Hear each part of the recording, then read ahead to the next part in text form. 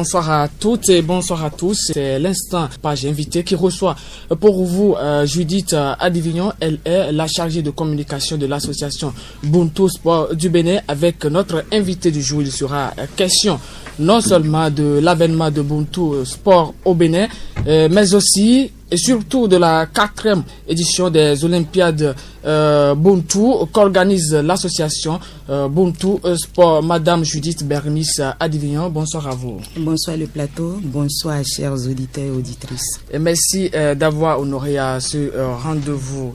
Nous allons entrer de plein pied dans cette rubrique. Dans une semaine, ça va parler bien sûr de Buntu Sport au stade général Mathieu et Kérékou, un jeu d'enfance, un jeu qu'on pratiquait dans la cour des écoles, pendant les récréations, à la maison, au marigot, un peu partout, est devenu aujourd'hui un sport complet, je dirais. Comment vous y êtes arrivé? Merci monsieur le journaliste. Il faut dire qu'on est parti de quelques observations. Déjà en Centrafrique, précisément au Congo, les dames le font et sont déjà à la 19e édition. Alors que c'était un jeu traditionnel au Bénin. C'était juste un jeu et elles ont vite compris la chose, c'est devenu un sport parce que quand on joue du Buntu, on se sent bien. La tête, le corps, les pieds, tout est en mouvement. Donc c'est carrément un sport complet. C'est d'ailleurs, je dirais, le sport le plus complet. Donc c'est parti de là et on s'est dit mais il faut occuper la jeunesse autrement, surtout les filles. Et en même temps on cherchait aussi un créneau pour les sensibiliser contre les dérives par exemple de la sexualité. Donc c'est en même temps un créneau, on les a réunis, on a commencé petitement et voilà là où nous en sommes. Vous avez tenté tout à l'heure, commencer par expliquer les raisons, mais je vais vous permettre d'aller un peu plus au fond de votre raisonnement. Dites-nous, de son caractère qu'on lui connaissait, de son caractère ludique, bien sûr, qu'on lui connaissait, c'est un jeu très plaisant. Dites-nous, aujourd'hui, je dirais majoritairement, ce sont les femmes qui s'intéressent plus au Buntu Sport. Dites-nous, quelle est l'utilité de ce sport pour son athlète? Je dirais que l'utilité, on va parler de deux. Je vais répartir ça en deux. L'utilité d'abord c'est un jeu, puis un sport. Un jeu parce que il faut quand même s'amuser en tant qu'être humain. Il faut s'amuser, il faut jouer. C'est toujours bien pour déstresser. Ensuite c'est un sport et on l'a découvert à la suite. Et en se référant à nos sœurs, nos mamans du Congo, on a compris que c'est réellement un sport parce que là-bas, il y a des équipes, tout et tout. Et c'est carrément aux Jeux Olympiques africains. Donc, l'idée est partie de là. On s'est dit, mais c'était un jeu pour nous. Aujourd'hui, sous d'autres cieux, c'est un jeu sportif. Pourquoi ne pas le faire chez nous? Donc, on a commencé timidement et on tend vers la 4e édition d'ici la semaine prochaine, c'est-à-dire du 23 au 25 prochain. On va en parler justement dans cette rubrique. Voilà justement ce qui en est par rapport à l'utilité de Buntu Sport. Mais dites-nous si les règles du jeu, parce que dans l'enfance c'était juste un jeu, on s'amusait autour de tout. Est-ce que les règles ont changé au cours de l'évolution de ce sport, surtout que aujourd'hui le karaté est un peu plus professionnel? Oui, justement, pour professionnaliser cela, permettez-moi le mot, il faut forcément une certaine réglementation dans le jeu. Donc, nous avons des habits, des coachs, tout et tout. On parle de carton rouge, carton jaune, et ainsi de suite, un peu comme le foot. Donc, c'est carrément, c'est bien réglementé. Il y a des règles du jeu, connues des athlètes, bien entendu, avant le démarrage des hostilités. Et si comment peut-on distinguer, comment peut-on dire ceci, c'est une faute en Buntu Sport, puisque bon, les auditeurs, il y a bon nombre de ces derniers qui n'ont certainement pas assisté une fois passant à cet événement sportif. Expliquez-nous un peu comment ça se passe, comment on siffle une faute, comment on dit telle chose en Buntu Sport. D'accord. Comme tout jeu sportif, avant de commencer, le terrain est tracé. Il y a des lignes à ne pas franchir. Il y a des interdits. Ne pas toucher l'autre ou bien ne pas toucher du pied. Il y a de ces genres de règles-là. Il y a une ligne rouge, une ligne jaune, tout et tout. Il y a une barre où les athlètes doivent se dresser. Elles ne doivent pas dépasser là. Il y a une limite en toute chose, comme on le dit. Donc, tout ça fait partie des règles. Quand l'athlète franchit tel ou tel seuil, c'est qu'elle a déjà droit à un carton jaune ou rouge selon la barre franchie. Donc, c'est à peu près cela. Il y a quelque chose qu'on appelle aussi tricherie. Quand vous exagérez, c'est qu'on va jusqu'à vous faire sortir du jeu Donc, ainsi de suite. Ok, vous étiez depuis quelques années déjà, je parle bien sûr de l'association Bonto Sport. Quel bilan peut-on faire de vos activités jusqu'à ce jour, puisque bientôt c'est la 4e édition des Olympiades Bonto? Tout à fait, on peut faire un bilan plus ou moins satisfaisant quand on n'a pas fini d'atteindre l'objectif visé. On se dit que rien n'est encore fait. On a commencé timidement à Cotonou, dans certains quartiers, puis on s'est élargi vers les écoles, puis les collèges, ainsi de suite. Il y a même des dames qui ont vu à la télé, qui ont commencé par nous appeler. Donc ça s'est élargi à des dames. Je peux même citer la Fondation Zissou. Il y a les fonctionnaires de la Fondation Zissou qui se sont alliés à nous, qui le font. Ce qui fait que avant de lancer les hostilités le jour même des Olympiades, Bonto, il y a un groupe de dames qui jouent d'abord, qui esquissent quelques pas d'abord. Qui montrent l'expérience aux jeunes. Voilà, avant même que les équipes, les athlètes ne s'adonnent au jeu. Donc on peut dire que ça prend de l'allure et de l'ampleur, même si c'est pas encore ça ce qu'on souhaiterait. À part cela, nous avons des comités dans chaque département, donc ça s'est élargi. Ça s'est élargi sur toute l'étendue du territoire du Bénin, dans tous les départements, dans tous les 12 départements. Nous avons des représentations là-bas qui s'occupent de la chose culturelle et sportive qui est le Bonto. Donc, la semaine prochaine, d'ici quelques jours, donc, nous aurons les 12 équipes finalistes à Cotonou et qui vont participer, qui prendront part à la finale, la demi-finale, puis la finale, ainsi de suite. Ok, je l'avais déjà annoncé à l'entame de cette émission que le dimanche, le 24 et le 25 prochain, vous organisez la 4e édition des Olympiades Bonto Sport. Cet événement qui va regrouper pas moins de 12 clubs, parce que vous venez tout à l'heure de le confirmer. Pour cette édition, quels sont en quelque sorte les objectifs que vise l'association Bonto Sport du Bénin? Les objectifs n'ont pas changé.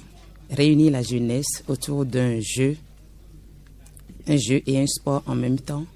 Et c'est des créneaux en même temps pour sensibiliser les jeunes filles, qu'elles sachent ce qu'il faut faire dans la vie, parce qu'une fille éduquée, bien éduquée, vous n'êtes pas sans savoir que c'est toute une nation bien éduquée.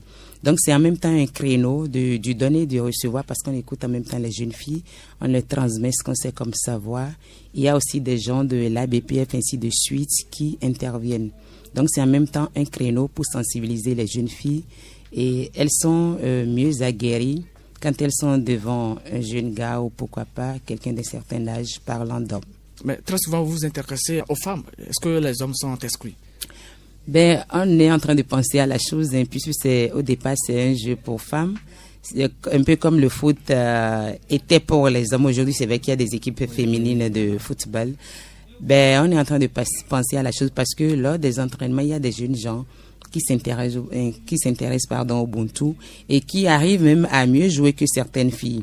Donc on est en train de penser à la chose, ce qui est sûr, on en arrivera. Vous avez dit, et je l'ai confirmé, 12 clubs vont participer aux Olympiades Bonto le 24 et le 25 août prochain.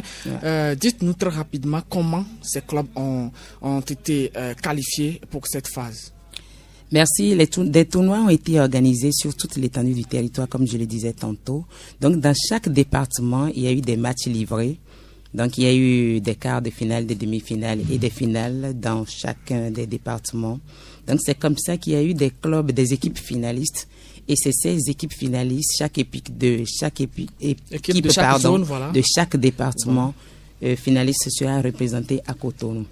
Donc, c'est un peu ça.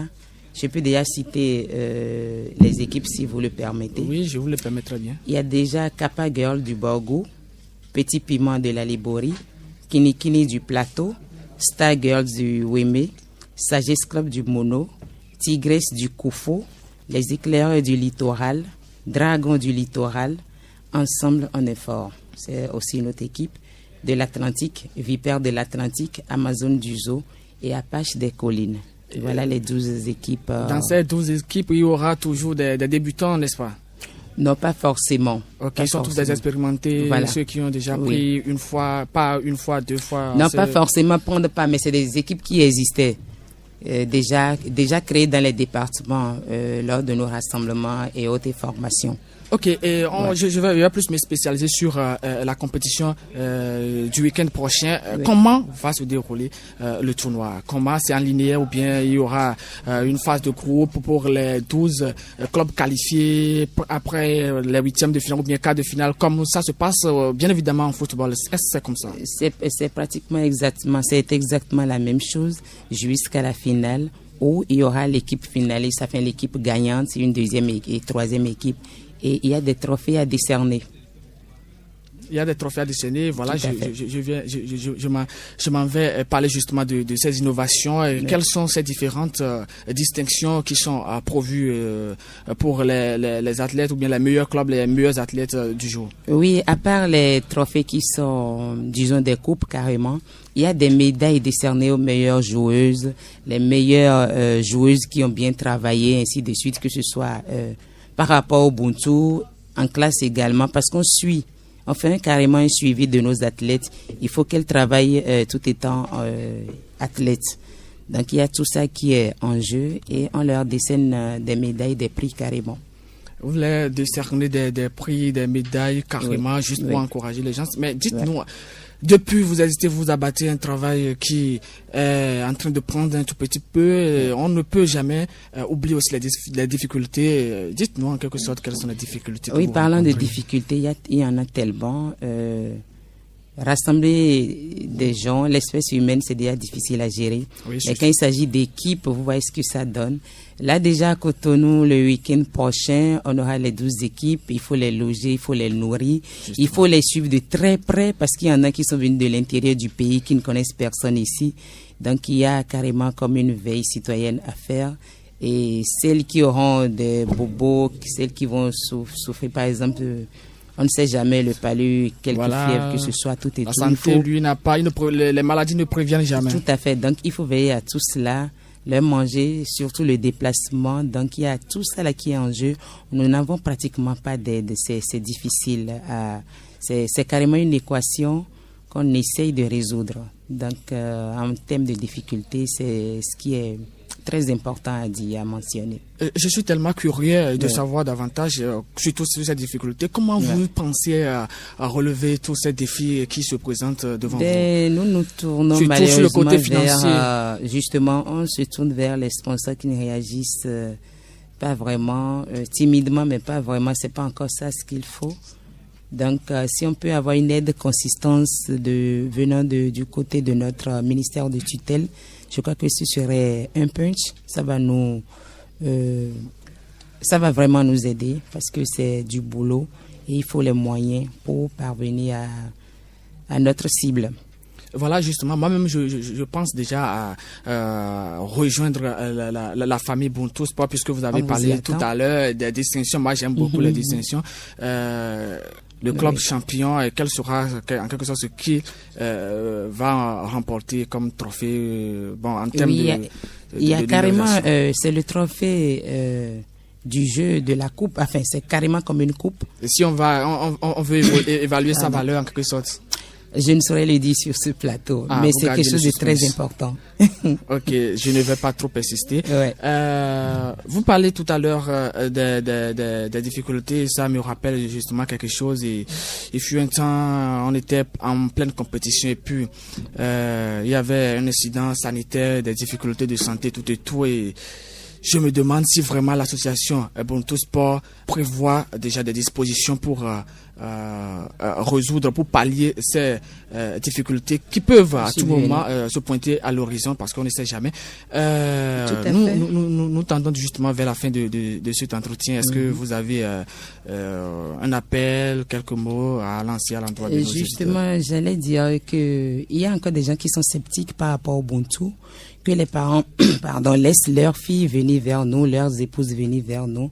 Un seul numéro, le 95, le 86, le 29 et le 38. 95, 86, 29, 38. Et on va vous répondre pour tout ce dont vous aurez besoin. On me sent déjà qu'il nous reste au plus 5 minutes. Le SG voulait vous demander quelque chose, mais c'est lui-même qui voulait bien sûr se prononcer sur ça. Est-ce que de façon administrative, les choses sont en règle au sein de votre association? Bien sûr, notre ministère nous connaît déjà. Donc, nous sommes plus ou moins en règle. Depuis déjà la première édition, on court dans tous les sens pour ça. Parce que c'est un sport, il faudrait qu'on soit dans les règles de l'art, comme on le dit. Je pense qu'aujourd'hui, tout est déjà fait prêt. Plus ou moins. Ok, plus ou moins, c'est pas rassurant? Bien sûr que c'est rassurant, toute œuvre humaine n'étant jamais parfaite. On peut le dire au lieu d'être affirmative, c'est tout. L'association Bonto Sport est déjà en règle, donc il n'y a plus de doute autour des activités du Bonto Sport au Bénin. Et, chers auditeurs, vous l'avez bien su.